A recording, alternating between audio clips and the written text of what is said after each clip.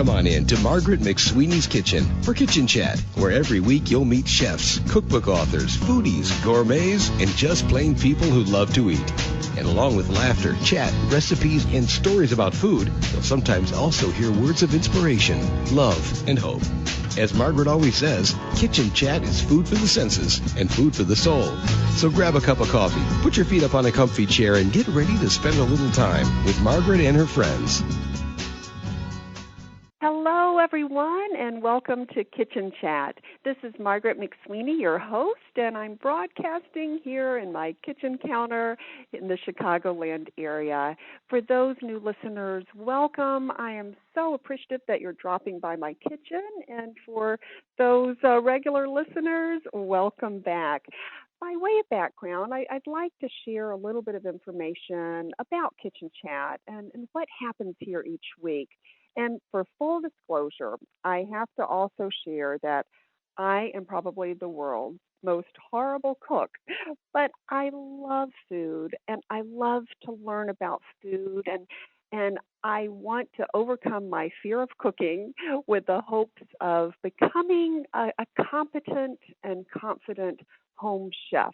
And my goal is by my 50th birthday, which is next March. So I hope you will join me in my culinary quest as each week some wonderful guests come to the kitchen virtually and I learn and I now, also another full disclosure, I'm going to try not to be afraid to admit when I don't understand a culinary term or technique or dish or ingredient. And I want to encourage those of you out there who are listening and are a little bit timid and unsure in this whole culinary process as well to just have the courage to ask questions. And I'm going to try to do the same. And we will all learn together as we take this culinary journey and meet lots of fun and interesting people. And today I am just thrilled to introduce to you the founder of the Paris Kitchen, and her name is Wendy Lynn, and she is from the South, and ironically, we went to the same college in Birmingham, Alabama. Can you believe that? And I cannot wait to hear about Wendy Lynn's culinary journey, as I like to term it, from grits to Gruyere. So, Wendy Lynn, welcome to Kitchen Chat. Well, bonjour, y'all. Bonjour, y'all. I love that. Well, first of all, if you could please share with our listeners, and listeners, by the way, Wendy Lynn is in Paris right now. She lives there and is so graciously taking the interview from there. And I'd love for you to share with the listeners, how did you end up in Paris? How did you end up becoming such great friends with some of the most famous chefs in the world? Could you share a little bit about your journey with us? Yeah, it actually started. We both went to St. University in Birmingham, Alabama, and it was the only university I actually chose to go to because I wanted their program, which was based in London, for journalists who had the opportunity to work in the House of Parliament and et cetera, which I ended up doing my last semester of college. But I was actually headed back to the United States to work for Southern Living magazine, to marry a particular young man from Montgomery, Alabama, whose daddy was a circuit judge. And life was set in front of me, but back in those days, there wasn't email and you couldn't call your travel agent. So I had a paper ticket, and I had 5 days left on that paper ticket before I flew back to the States to start my life. And I thought, I'll go down to Paris and see the Eiffel Tower for a few days and plan my wedding and etc. And after 24 hours in Paris, I knew I was never going to have the life that I had spent the last 10 years planning for myself. And I ended up staying here in Paris. So that's how I actually came to Paris. And staying is a whole nother novel in itself, but because I'm a Southerner and I'm from Panama City, Florida, Southerners embrace food in a way that I don't think anyone else but Southerners can quite comprehend how they embrace food around the table. It's an event, and going to college in Birmingham back in the late 80s, there was not really anything there but a TGI Fridays. And going to London in the late 80s, Gordon Ramsay was still playing soccer. He wasn't even a chef. So food was never anything that was part of my life or my experience outside the South. And I think when I came to Paris, within 24 hours, I realized that food was the center of everything. Yeah. And so I played it out an extra 3 weeks, an extra 3 months, and 3 months became 3 years. And now I've been here 22 years as of this last August the 29th. And wow. As you say, the best chefs in France and in the world are my good friends. But that's because eventually over time I ended up as a restaurant consultant in public relations and marketing and launched over 40 restaurants in 4 countries. So right now I'm retired doing food tours, but it's the reason why I still know so many people in the food industry. They just like family. So that's it. Exactly. And we have just so much to talk about. Oh my goodness, you've encapsulated your journey in an incredible nutshell. Oh my goodness, that is just amazing. So it started off with a big decision in terms of letting go of the past and really embracing the future, of which the unknown future. Yes, the unknown future, in which food ended up playing a very integral role. Now, you'd mentioned about launching 40 restaurants. Could you take us back to there? And were you doing this from Paris or from the States? What did you do? No, I was doing it here from Paris, but I actually was working as the director for public relations international for Alain Ducasse, who most people know here in France, and also a chef named Guy Savoy, but most people who don't speak French would recognize his name pronounced as Guy Savoy, and also Charlie Trotter there in Chicago. Hello, Charlie, if you're listening. And also Wendy Lynn, I have to take a further step back. How did you end up, okay, so you're in Paris, you made this huge decision. How did you end up with Alain Ducasse and everything? It's a long journey. It's a novel that's waiting to be written, but eventually, just being in Paris and being curious and being a foodie and being an American endeared me to some of the people here who could not understand why I couldn't speak the language, but just was not leaving their bakery until they told me how they made that bread. And also, Guy Savoy loves the story of me meeting him in a market and my asking if this thing that was in front of me was a green pineapple, and it was an artichoke. I'd never seen an artichoke in my entire life. An artichoke in the South is a dip you served during the Super Bowl game or an SEC playoff game. So, it was a huge, long learning journey for me. But the fact that I was so endeared to this country and was not giving up until I learned every last step of what they were doing, I guess endeared me to a few people, but we just ended up becoming friends, and they trusted me to tell their story and their voice, and my background in journalism, PR, marketing, public relations, international business through the university, I guess just set me up for that. But how I fell into it, please, I have absolutely no idea. Oh, I'm just absolutely blessed.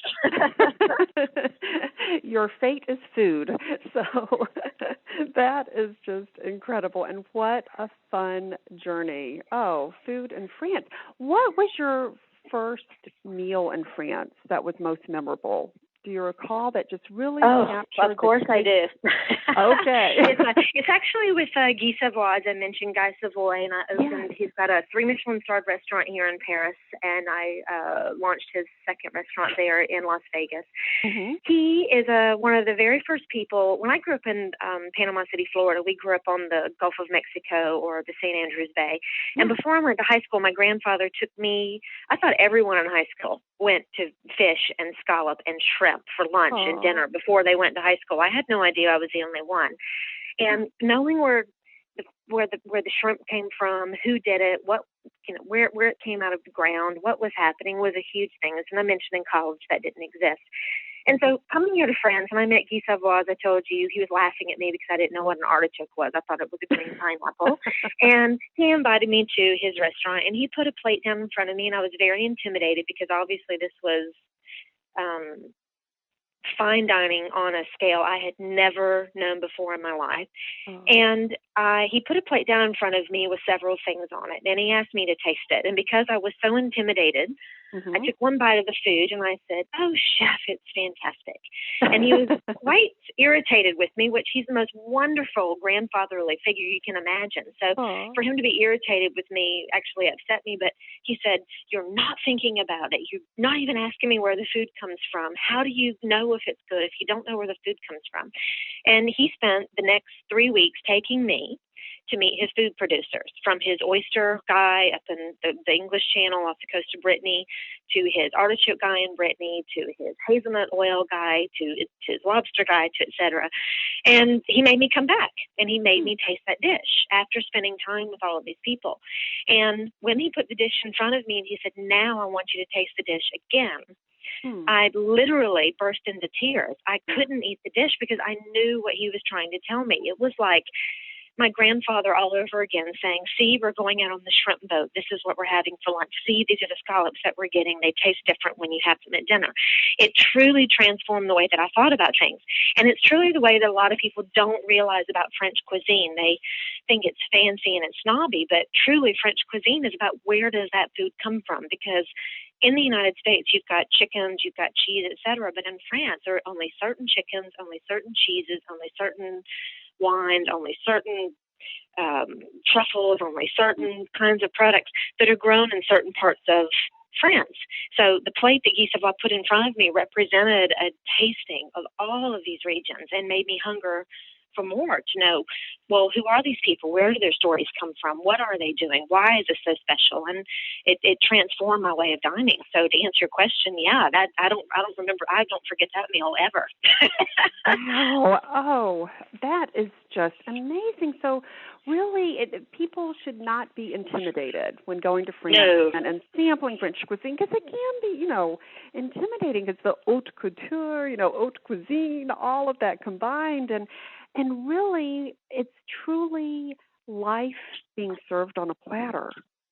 It really is, and it can be intimidating. As I said, you in the States, you've got certain kinds of chickens, right? And you come to France, and there are certain kinds of chickens, but they're grown in certain kinds of regions. So if they've got blue feet, you know where they come from. If they have black feathers, you know where they come from. Right. And when I go to the market, I choose my chicken whole.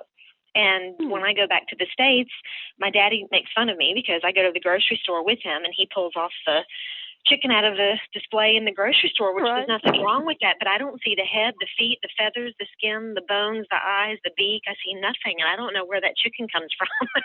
It's just, and so in a way, it sounds a little bit snobby because France takes itself truly too seriously. But the thing is that when people come here, they learn the word poulet, which means chicken. But you'll never see the word poulet on a menu because it will have the kind of chicken that comes from a certain part of France, which is the most famous is probably the Bresse, Bresse chicken. And it has telltale blue feet. It can be about 40 euros a bird. So not knowing that, going to the grocery store, if you just pick up a chicken with no feet, no head, no beak, no eyes, no feathers, no bones, that kind of thing, you don't know what you're buying. And people in France know when they buy something what region it comes from, and it's a notion that we call terroir, and that's spelled Terroir. So coming to France is a little intimidating because you don't know all of these things. It has nothing to do with haute cuisine or fancy service. It has to do with, do you know the kinds of mushrooms? Do you know the kinds of chickens? Do you know the kinds of cheeses? And those things take time to get to know. But France is definitely not about fancy anymore. It's about very casual restaurants with about 18 tables. That's it. It's amazing. And let's go back to that term terroir. Yes. It is. No, terroir is perfect. And so really what that's about, and does that, I guess, loosely translate something with earth, or land? It does. Terroir means, loosely translated, not necessarily translated.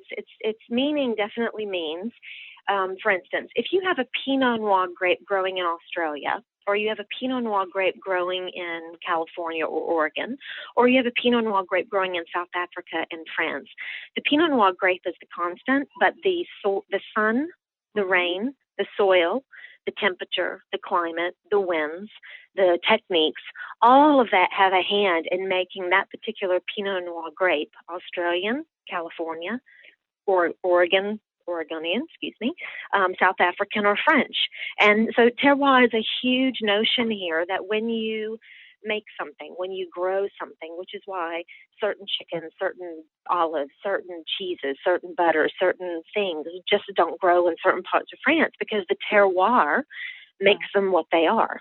So in the north, in Normandy and Brittany, you've got creamy cheeses, butter, just beautiful things. And then in the south of France, you have olive oil. They do not cook with butter, and that's their terroir. So it's just knowing when you come to France that terroir defines chicken, mushroom, these vague phrases that you can learn. And when you come to France, just knowing that there is over 100 varieties of all these different things, and they come from different regions, actually do help know. I mean, being clueless in France, truly.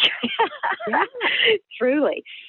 And you had mentioned, I'm sorry, back to Normandy, or the northern part of France.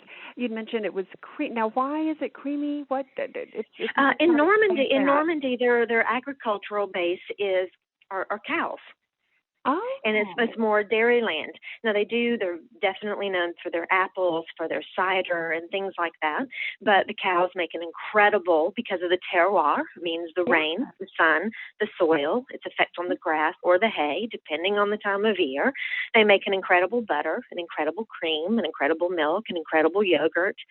Even the chickens have a certain flavor in the eggs coming from Normandy. So it's just a region that's very creamy. But in terms of the South, those things don't do well in hot climates, as we know. Yeah. And so they rely on olive oil. And olive oil is the basis of their cooking. Oh, and it all boils down to terroir. Yeah, it's regionalism. I mean, I understand in the United States, if I said, I have this fantastic milk that comes from Atlanta, Georgia, versus Los Angeles, you'd think I'm out of my mind because that's such a long distance.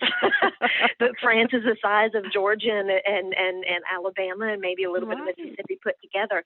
And there are just certain regions. So where the north is more like Maine, the south is more like California and Napa and Sonoma, et cetera. So there are certain regions that do certain things, and just instead of knowing that chicken, mushroom, ham, veal, etc., knowing that there's only certain regions of France where these things are produced, and knowing that they take their name from the region from where they're produced is actually a huge influence on the terroir. I mean, everyone here knows what their terroir is. You would never buy a butter in the south of France because they're not making it. It's always made in the north, in Brittany. Versus in Brittany and Normandy, they're never making olive oil because it's too cold up there. The olive trees can't grow, so they're always in Provence. So after 22 years here, trust me, I was so lost in translation after about 6 years. But after a while, you start to realize what cheeses, what meats, what oils and shortenings and fruits and produce and things like that. And then you add on top of that the seasonal times of the year. It is overwhelming, but here we just know everything by the season. We know where it comes from. We know what its terroir is, and that's basically how chefs shop for food. That's how the locals shop for food. I don't know how to go to a grocery store now. And as I said, I love my daddy, but when I go home on Sunday, he's shopping at the grocery store on Sunday for the entire week, and he's asking me what I want on Thursday. I have no idea what I want on Thursday. I love you, and I appreciate it, but I am so used to just waking up on Thursday and saying, I'm going to go to the market. I'm going to see what's in season. I'm going to see what's fresh. And when I look at it, then I know what to bring home. So it's just, it's not meant to be snobby. It's just a completely different way of shopping and seeing food through different eyes, seasonal eyes, I should say. And I just want to mention, listeners, one thing I'm so sorry I omitted, that Wendy Lynn has been recently named by the Wall Street Journal as one of the top 10 culinary guides in Europe. And you can go to her website, thepariskitchen.com, and try to book a tour. But however, she gets like 800 emails a day, and you need to book at least 6 months in advance for one of her tours, and she will personally walk along with you. And I know we're going to kind of take a virtual tour together in a few moments, but I just want to encourage you listeners, go to her website, thepariskitchen.com, and you can sign up and register for one of her food and wine walks and talks, and see in person and sample and savor in person what she is describing here. So this is just fascinating that, from one decision 22 years ago, you are now one of the top 10 culinary guides in Tell me about it, Europe. honey. Oh, it's so exciting. Yeah, from the grits to Gruyere, I tell you, that's just been neat.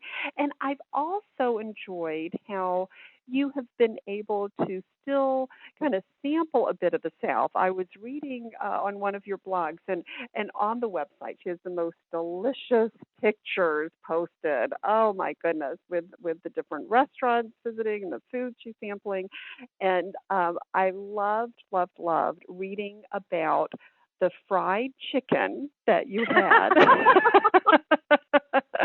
And how the French were appalled that you just picked it up and you were, eating it like a Southerner, the good old fried chicken.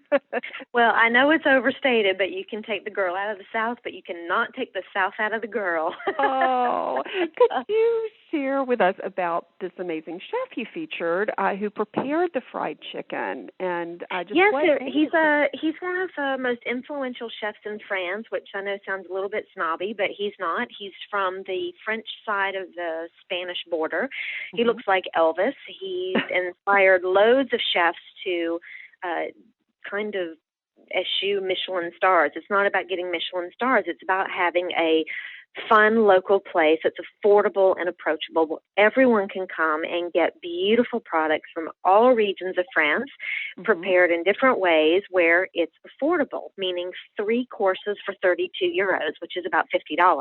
Wow. And he is, his restaurant is standing room only, 12 to 6 during the day for lunch. There's a line of at least 175 people waiting outside this restaurant of only 40 seats. And at night, he puts linen tables on the tables, and it's about 50 euros in the evening, but it's 8 courses, and it's phenomenal. He's phenomenally Michelin-starred trained. He has these beautiful products. But at the same time, he wants his food to be approachable, and he's one of my dearest friends in the world. And my French chef friends are fascinated where I'm from. The way that I eat oysters is completely different than the way that they do, and etc. And he wanted to make something just for me, which is French. And I said, but excuse, I mean, I'm saying this to be facetious, but I said, but you ain't got no fried chicken, honey. I'm not eating here. He said, what fried chicken? And so when I started to explain it to him, he tried to make it for me. And it turned into one of the funniest, unintentional but funniest post on my website. And I know most of the world knows the singer Jimmy Buffett. Jimmy Buffett actually called me and said, I just read about this fried chicken post on your website. How do I get these orders? I'm coming into Paris, but my crew's going to Amsterdam. How do we get orders on the train? And I said, I can't call the chef at 6 a.m. and have him prepare the fried chicken, but when you come back, let me know in advance and I'll make sure that you have the fried chicken. And I think the fun of that post showed that French food is not the fancy, stuffy reputation that it's always had. French food is now really approachable. But I did see that fried chicken on the menu and couldn't believe it because poulet frite, which is chicken, and then frite means fried, F-R-I-T. The way that they write their lowercase f looks like a G. So when I walked in and I saw it handwritten on the chalkboard menu, I thought it said poulet grits, not frite. And I said, get out, you have chicken and grits. And they said, no, it's fried chicken. And I looked at them and they said, fried chicken. And I looked at them and I said, yeah, but fried chicken doesn't exist in Paris. And they said, well, it does now. So it's definitely not Southern fried chicken, but it's his own way of doing fried chicken, which he's quite proud of, that pleases me. And the fact that I picked up this chicken and put it between my teeth, which appalled my French neighbors, but now they're all standing next to me doing the exact same thing. So if a little bit of the South is in Paris here and happy, then that's good. But I love that. And I have to ask, was it Bresse poulet or what kind of poulet was it? It's called Bresse. It's Bresse. It's a variety of chicken that's down near Lyon, Lyon, and it's a blue-footed chicken. And it's incredibly special the way that it's raised and grown and kept in its conditions and its diet and et cetera. But it's one of the most well-known breeds of chicken here in France. But there's loads of other chickens as well. So, but he definitely it's a much darker meat chicken, which anyone who doesn't like turkey. Because we all like the dark meat on the turkey. You'll love a breast chicken because it's got beautiful, juicy meat, even if it's not dark. So he was thrilled to know I approved. And why does it have blue feet? It really has blue feet? It has blue feet. That's a great question. I have no idea why it has blue feet. It just is it's a variety of chicken. It's almost a purple color, actually.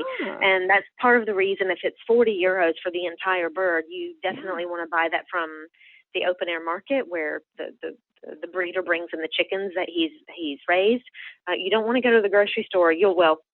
Again, you'd never go to the grocery store to see this kind of variety because it's the most expensive variety. So I'm using that as an extreme. But if you went to the grocery store and saw breast chicken on a label, you'd know it's phony. But it doesn't exist that way. But it's that kind of thing. It's just a very special kind of bird. It's very juicy, et cetera. But aside from if you took its feathers, its skin, its beak, its head, its feet off, you would still know it's breast chicken because the meat is a little darker and it's really juicy. Even if you overcook it, it's incredibly juicy. So I would say it's one of France's most well-known chickens. Oh, I am learning so much. This is just just amazing. Well, there's more than just breast chicken, so that's just one example. Oh, my goodness, this is just incredible. Now, the other thing is the French market. You had mentioned the French market. Could you describe to the listeners and myself about walking into the French market? And is there only one, or are there several throughout Paris? And just what the savory and sensory experience is like? It's the French markets actually make me smile because there's over 76 outdoor farmers markets around Paris. There's 20 different neighborhoods in Paris. Each neighborhood, depending on the ratio from tourists to visitors, has either between 1 and 5 different markets in their neighborhood. And the markets actually move. They're never open on Monday. They're open half days on maybe my market is open on my neighborhood market downstairs is open on Tuesday, Thursday, and Saturday. Another neighborhood might be Wednesday, Friday. Another neighborhood might be Friday and Sunday, etc. And French markets are truly an experience. Especially on Saturday, it's the biggest market day of the week because on Sunday and Monday, most of the stores and markets are closed in Paris. And we tend to overbuy on Saturday because we don't want to be stuck without groceries over the weekend. But we tend to overbuy. So on Tuesday, it's the leanest market day of the week because we just need a little extra of this and a little extra of that.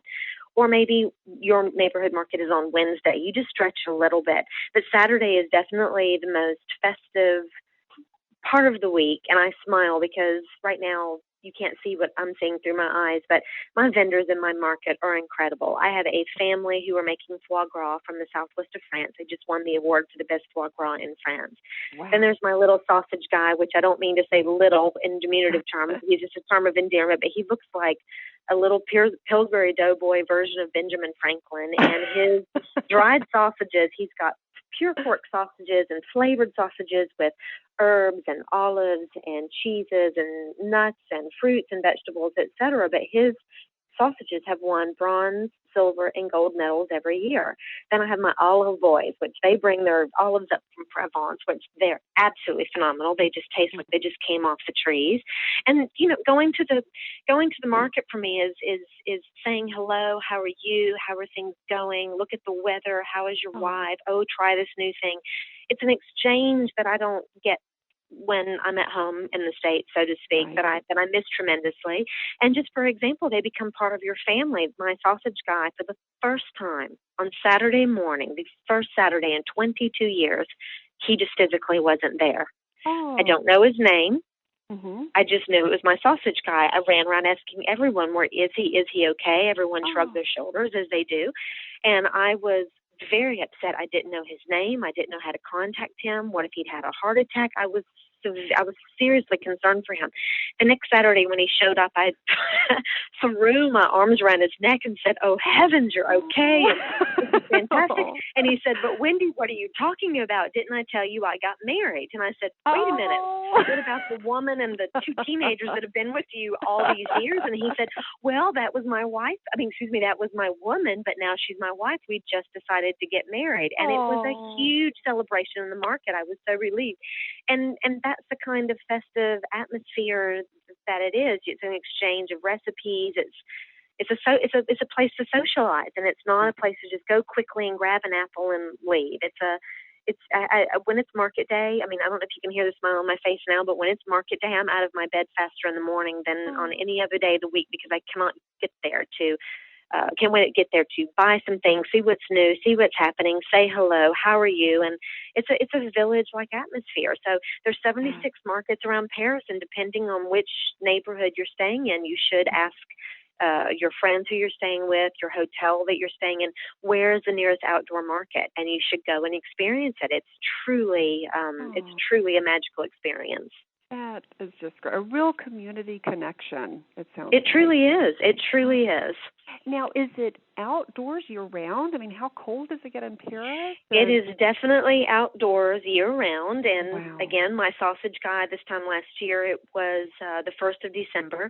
We had an enormous ice storm, which truly doesn't happen that often in Paris. He was the only vendor that showed up to the market. Wow. And I didn't have a food tour scheduled that day, obviously. It was, I mean, ice sheets coming down sideways.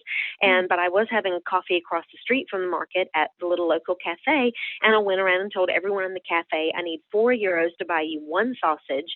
And we took up a huge collection, and I got some coffee, and I went across the street, and I bought at least 40 different sausages, took him some coffee, and said, you go home now. Which that was a couple of years ago, which I don't think he's ever forgotten, which was quite special. But to see him out there freezing and trying to make a living just broke my heart. No, the markets are there all year. But if it's terribly, truly harsh weather, which again rarely happens in Paris, you just wrap up and you go. And sometimes they have a vendor that pushes spiced orange wine through the market, or hot chocolate, and they yell out spiced wine, hot chocolate, and you get a cup and you wrap up and you do your shopping. So it's I actually prefer it in the winter than I do in the summer. It's just magical. Just magical. This just sounds incredible. I am so eager to book a tour. I encourage listeners, please visit the pariskitchen.com and find out more about what Wendy Lynn is talking about and sharing with us. And the other thing that's so wonderful, too, is you have these recipes by famous chefs and in France, and they actually share their recipes, which was incredible. And one that I particularly loved and just got a little chuckle out of was the fried green tomatoes. And I understand that's from Daniel Rose, who is from Chicago. And all those Chicago listeners, he actually opened up Spring. Is that correct? Is that the right? Yeah, Restaurant Spring. Yes. So, and he made a special preparation of fried green tomatoes for you. He made it for the restaurant, For the restaurant, okay. For the restaurant. And for Chicago listeners, most everyone knows Chef Daniel Rose. He's like my brother, and I'm so proud of him. But he came here 13 years ago and to study the history of mathematics, which is a whole other chapter in itself. But he ended up taking a job in a restaurant kitchen to learn French, and falling in love with cooking and the cerebral aspect to cooking and the notion of terroir and where ingredients come from. And after working in several big restaurant kitchens, he opened his first restaurant, Spring, here in Paris 4 years ago now, I believe. And it was in an unknown little tiny part of Paris where no one would have dreamed of going, but it was 16 little chairs, and he was cooking right there for everyone. He served everyone at one time, etc. And truly, pretty much overnight, it was impossible to get a reservation at the restaurant. And 2 years ago, he purchased a space near the Louvre to open the new Spring. And after some pretty incredible, heart-wrenching, jaw-dropping archaeological discoveries under the restaurant, it's supposed to be open 6 months after he signed the lease. 2 years later, he has one of the most successful restaurants here in Paris, and he loves to see people from Chicago, if not anywhere in the world. But I'm telling you now, I'm marking my calendar this time next year when the Michelin Guide comes out. I'm pretty confident that he will be the first American chef in France to earn a 1 Michelin star. He doesn't want the Michelin star. He did not do this to earn a Michelin star, but he truly believes in providing a wonderful experience where people can feel comfortable, but he's doing things with cuisine that not a lot of people do, which is truly paring it down. It's a very low carb style of cooking. There's no menu. It's a set menu. But sometimes he walks through the dining room with baskets of herbs on his hip and rubbing the flowers and the herbs between his fingers and sticking it up under people's noses and saying, "Smell this, and what do you think?" And everyone loves that experience. So for Chicagoans who don't know about spring, it would surprise me. But if you don't, he's a truly fascinating and admirable young man to know for what he's done here. And so he made fried green tomatoes for the entire restaurant. I just happened to walk in the door, and he said, "I have something for you." And I said, "I need that recipe right now." So yeah, I love it. And the green zebra, is that right? The green zebra. Green zebra tomatoes, yes. Absolutely. Oh, and so everyone, you're hearing this first here on Kitchen Chat about the prediction of Daniel Rose getting that Michelin star. That is so exciting, and I hope that happens, and sounds like it's well deserved. That is terrific, and to see a Chicagoan in Paris, that's just great.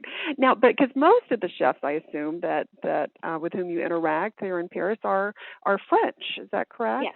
Yes. And not only, I was so impressed with Wendy Lynn's latest blog.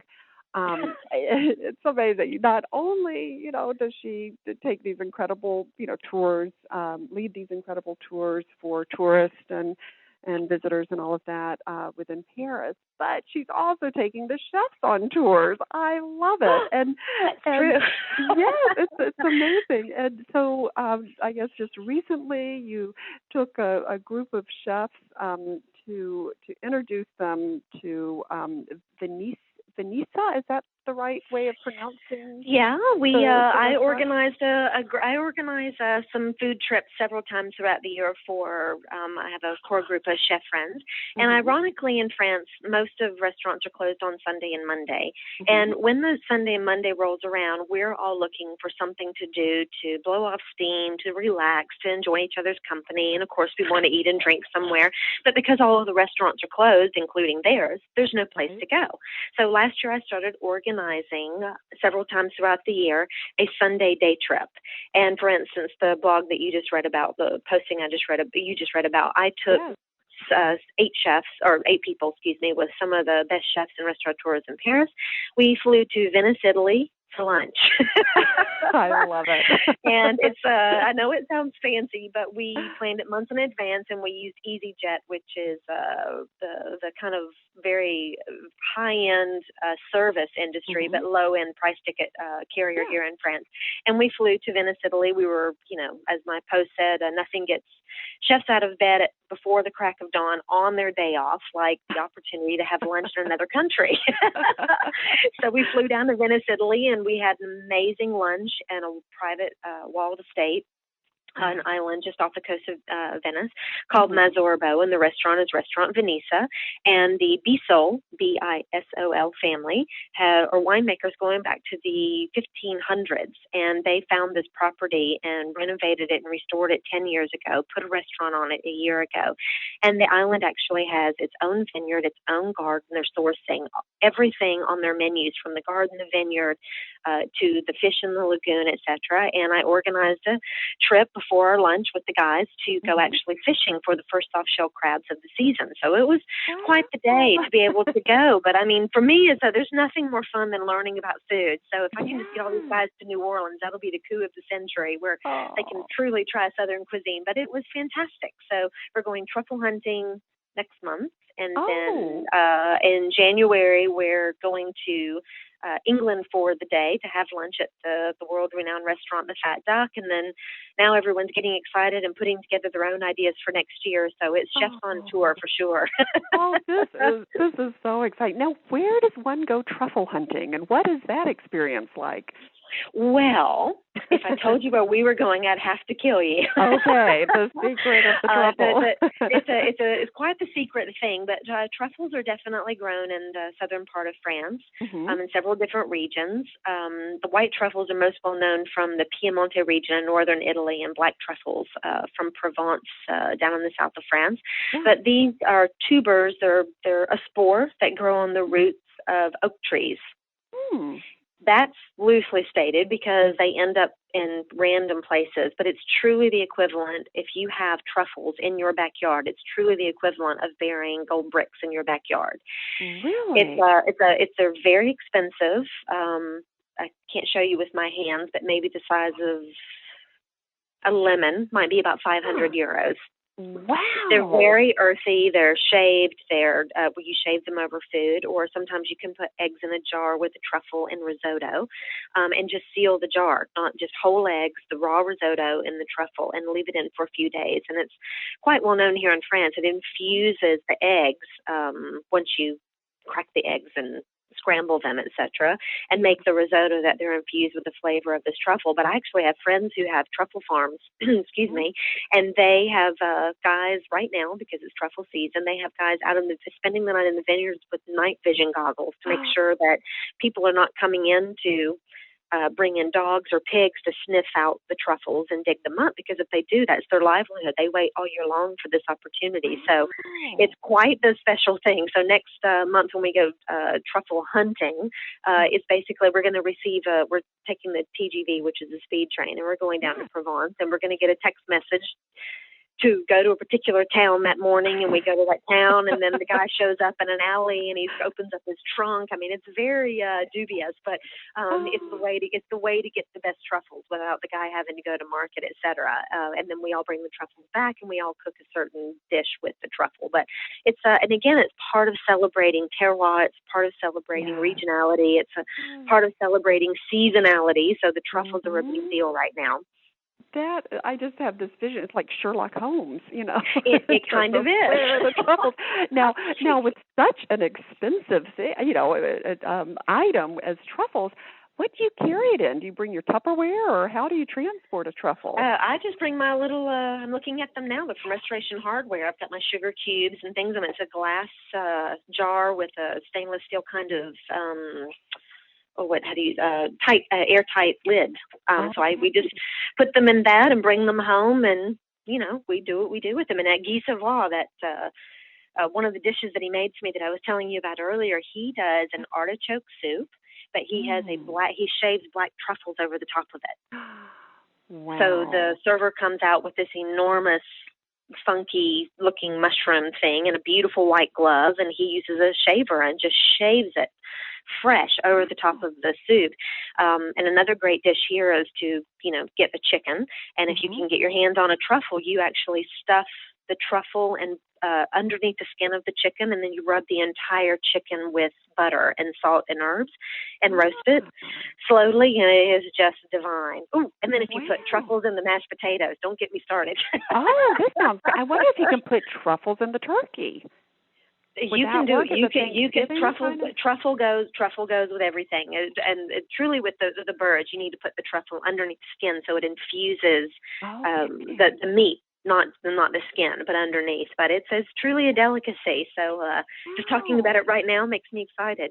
Oh, this is great. And to be going truffle hunting. And once again, it grows these truffles. Something you had related it to oak trees. What is the connection? Yeah, there's no exact science to it, because if there were, then everyone would know where to find them. But for the most part, there are spore that grow on the roots of an oak tree, and some of the trees here, the roots can go 100 yards, so it's nowhere near the oak tree.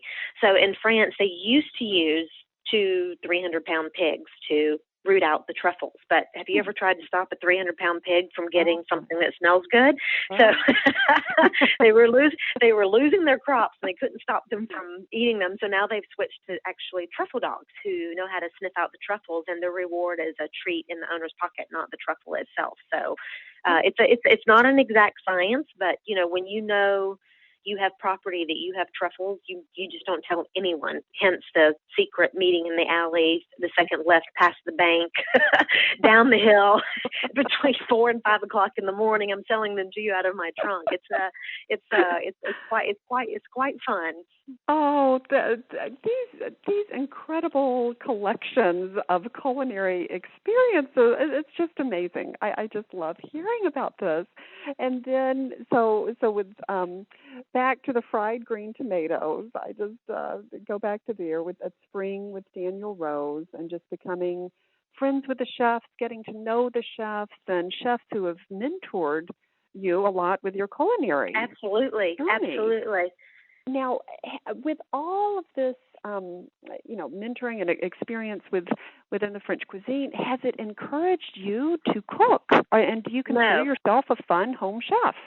Absolutely not. I have no Really? reason to be. Okay. Oh, this is great. Absolutely not. When I have Daniel Rose and Guy Savoy cooking for me, and Gregory Marchand over at Bistro Frenchy, which is another very hard to get reservation here in town.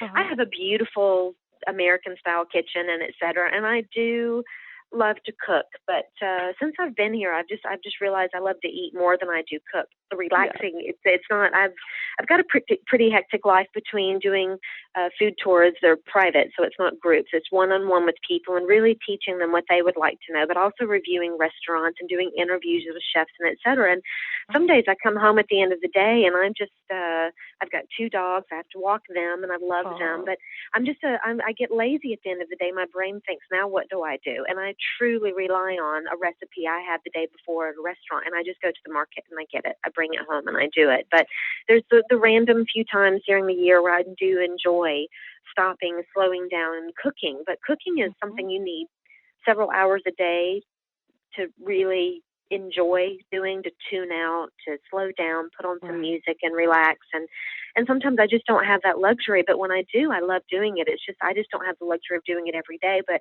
again, when people ask me if I'm a professional cook, I say, absolutely not. I'm a professional eater and I'm proud of it. I love that. I love that. But when you do cook, what is a favorite recipe that you like to prepare? The easiest is sole meunière, which is the sole fish, S-O-L-E, and it's just a beautiful caramelized brown butter. Sometimes I toast sage leaves and walnuts, but it's just very simple. It's just seared on its side and on each side, and I just remove the small bones when it's on the plate. But it's truly one of those recipes that even Julia Child said to master sole meunière, and that was actually the dish that changed her life. She, I believe it was up in Rouen, and she and her husband were making their way down from England down into Paris. She wasn't even to Paris yet, and she had the sole meunière, this particular restaurant, and she said, this dish has changed my life. And most people can say, well, I can fry fish in butter. It's not frying fish in butter. It's slow, it's generous, it's Normandy butter. It's just this, it's an amazing, wonderful flavor. It takes 4 minutes to make this dish. It's absolutely phenomenal, and I think it's my go-to dish. Now, if Daniel Rose lived in my building, we'd have a southern restaurant downstairs. We'd be doing all kinds of stuff, getting in trouble in here. But thank goodness for him, he doesn't have me as a neighbor. So that is great. And one dish I have to ask about too. Yes. I love fried okra. Have you introduced fried okra to France yet? Well, that's an interesting story. The answer is fried okra, no. But I just recently discovered I love gumbo, of course, because New Orleans is one of my favorite go-to cities when I'm home. And gumbo, as most people know, is a seafood or a chicken and sausage stew. Gumbo is actually an old word for okra. So in France, if I'm looking for okra, I'm actually asking, do you have gumbos? Right? Wow. And it's a West African word. So I just recently discovered gumbos, which is, okra, at a Thailand, I don't know how to say that in English, Thailandese grocery store, where they're bringing in fresh gumbos, meaning okra, from West Africa, and I am doing gumbo here. But frying is not necessarily something that's done, even though I've been tickled pink. You've asked me about fried chicken and fried green tomatoes. But when I tell people that when I told my sausage guy that I needed his smoked sausage and his chorizo so that I could make gumbo, he thought I was mincing the sausage to put inside okra, and it never dawned on me that he didn't realize. So people used to say, we're making gumbo stew. But now people just say gumbo. And so gumbo is an old word for okra. So I haven't introduced fried okra, but people are starting to catch on to okra as a vegetable. I mean, some of my French chef friends have never seen a gumbo. an okra. And I have to show them a picture on my iPhone to say, this is what a gumbo looks like. And they say, well, what is it like? How do you cook it? And I'm just laughing and think, this is fantastic. So no fried okra, but I'm teaching them about gumbo. That is great. So just as you had, thought this artichoke was a green pineapple, now you have introduced a vegetable to the French that they haven't seen. That's just such a neat. Well, they've seen it. They just it's not something that's in the normal range of what they're looking at. It's considered a little bit exotic because it comes from Africa. Even in New Orleans, it's a Creole or a Cajun. It's a Creole dish. Yeah. So anyway, it's fascinating to look at French chefs to think that I'm actually calling okra by its correct name, gumbo, and they don't know what I'm talking about. When I show them pictures on my phone, they say, is that like a little pepper? So maybe I should do an okra lesson. I don't know. I think so, yes. And just please fry up a little batch for the Southerners. I certainly will. Trust me. This is just so much fun. Just so much fun. And we have so much to cover. Oh, my goodness. If we could focus on chocolate for a moment. Yes. And I just also want to mention and pay tribute to your little dogs, Marie Antoinette and Magnum. Is that right? Magnum, that's right. 2 American Cocker Spaniels who are actually French. Oh, and they go on your little culinary journeys as well. Yeah, they go with me all over France. Oh, goodness. And do professional eaters too. Oh, that's great. And do they have special food they enjoy, or just your regular Purina or whatever? No, they get okra, chicken, apricots, tomatoes. They love fresh food. Oh, they have quite a puppy palate. That's amazing. That is so great. And the reason I mentioned, I tie in the tour of chocolate and mention Marie Antoinette, the name of one of your dogs, is because there is an unbelievable tie-in to chocolate and Marie Antoinette that I read about on your blog. Could you share this fascinating story with our listeners?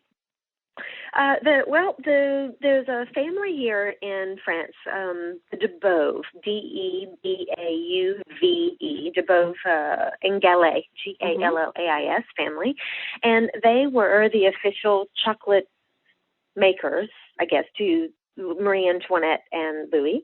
Mm-hmm. And, of course, Marie Antoinette and Louis were the last kings and queens of France. And because there were such a hatred for royalty after that, these poor guys had nothing else to do but actually open a pharmacy to sell the chocolate. And the incredible tie-in is that chocolate was always served as a medicinal ingredient. So if Marie Antoinette had a headache or her husband had a headache, they went straight to their chocolate box to retrieve a piece of chocolate, because the pharmacist would actually put herbs or rose petals or herbal remedies, so to speak, in the chocolate, and the chocolate actually disguised the flavor of the herb, so to speak. So when he finally opened the pharmacy to start selling chocolates, it was actually sold medicinally, and that was the first way that chocolates were presented to Parisians, was actually as medicine. So everyone took a chocolate a day to keep the doctor away. I love that. Of course, now it's actually true. They say that, the dark chocolate is actually quite good for you. And one of my favorite chocolate makers in France and in Paris is definitely a perennial favorite among Parisians. And his name, it looks like it's pronounced Patrick Roger. And in French, of course, it's Patrick Roger.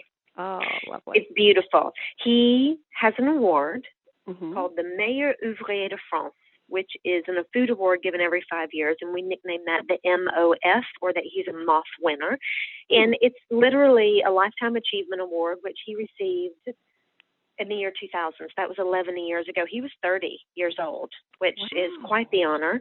But he's also a chocolatier, which means he flies around the world sourcing amazing beans to bring back to Paris to roast and grind down to make his chocolate. Most people at 30 years old, if you're an MOF and you're a chocolatier, you sit back and say, I don't have to do much else. This is amazing. It's an award you win for life. It's actually the Legion of Honor is the award. He receives a chef jacket with the Legion of Honor red, white, and blue collar sewn into the jacket. And his not only he take it to the next level. His facility is on a small parcel of land where he's growing herbs, spices, fruits, vegetables, and he has 20 beehives who are making honey that he puts inside of his chocolate. It's absolutely phenomenal. It's he always makes huge life-size sculptures for his window, in his chocolate shop. And a lot of people think he's Willy Wonka, but he's not. He's more Tim Burton. He's a little like Daniel Rose. He's a little cerebral, but he definitely is playful, and it's top quality chocolate, and it's just phenomenal. He just puts everything he can into making it fresh and perfect. That's amazing. And the tie-in to Marie Antoinette. And you know, going back to our prior discussion on truffles, of course there's a type of chocolate that's called truffle. Is that because of the black truffle? Or it's the shape of the truffle. Oh. It's the shape of a truffle. And between you and me and the listeners, you know how a truffle in a chocolate shop is about the size of, gosh, I don't know. It's very small.